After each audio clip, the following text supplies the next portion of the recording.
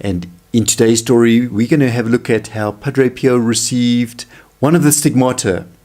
This is the chest wound, and it is called the transverberation. So it's a mystical phenomena in which an angel pierces the heart of Padre Pio. So please do stay tuned to find out more.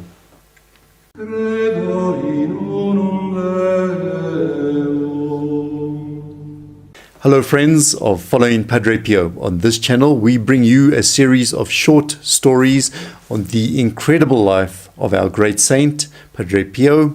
He was a Capuchin friar, a mystic, and a tremendous miracle worker. Do stay tuned to find out more about Padre Pio and to find out what his intercession can do for you. And we invite you to be part of this Padre Pio apostolate.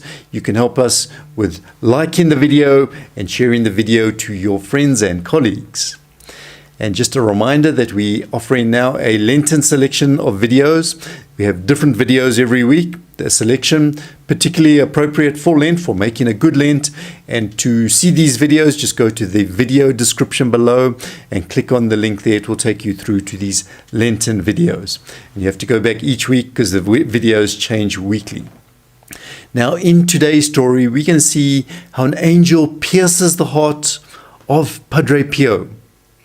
And this is a very rare phenomenon, and only to the greatest saints in the church. For instance, Saint Teresa of Avila, she went through this transverberation. Saint John of the Cross was another one. Saint Therese of the Infant Jesus, and Philip Neri, and of course our great Saint Padre Pio also experienced this phenomena.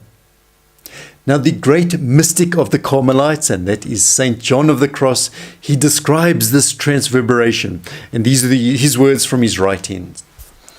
The soul is inflamed with the love of God, and then the soul perceives that a seraph, that's some sort of an angel, with a spear or a sword, approaches and pierces the soul, which is already burning like a coal or even like a living flame, and this scorches it in a sublime way.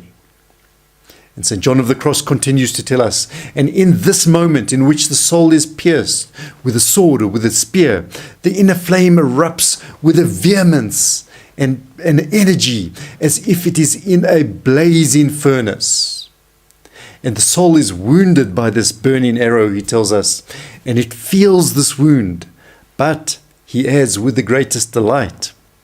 The soul is seized with a great gentleness, he tells us, and within this, the seraphim ignites a fire from those embers which were still holding on to some weakness.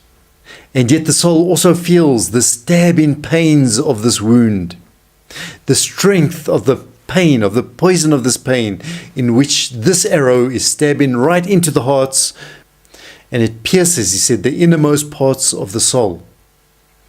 Although this sounds something tremendously good to us, and so it is, yet it is also accompanied with unknown, incredible sufferings.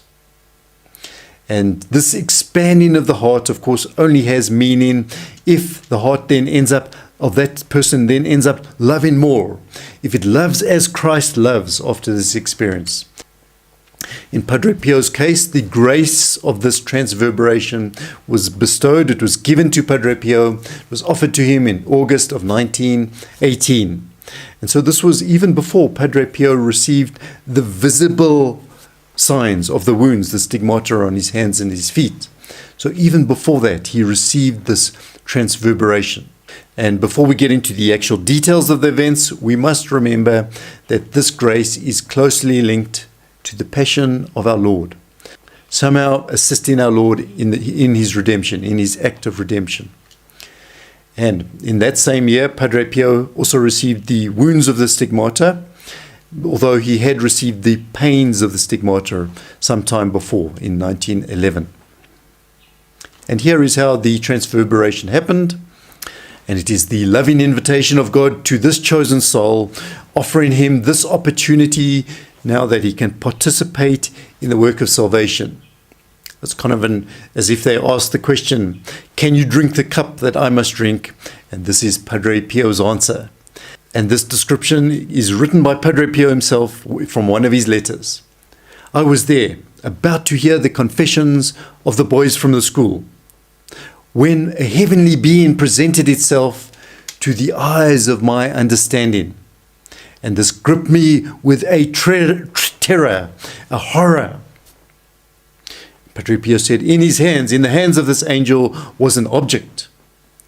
And it was in the form of a long lance.